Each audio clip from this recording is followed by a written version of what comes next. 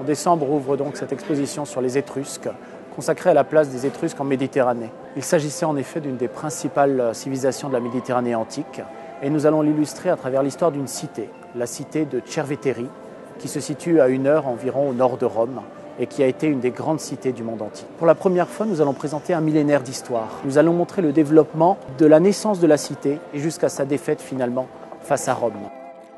Nous sommes dans le domaine de l'archéologie, c'est-à-dire que les objets nous sont malheureusement rarement arrivés entiers et donc nous sommes obligés de les restaurer, de les soigner, de les bichonner. Et nous allons commencer par la restauration de 2 vases grecs.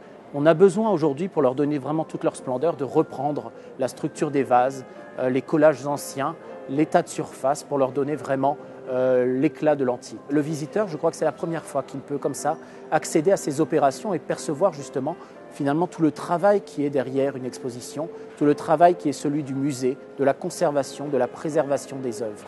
Le sarcophage des époux, ce sera véritablement le chef-d'œuvre de l'exposition. C'est le chef-d'œuvre de la collection étrusque du musée du Louvre et pour la première fois, le sarcophage des époux va sortir du Louvre, va quitter Paris pour venir ici à Lens.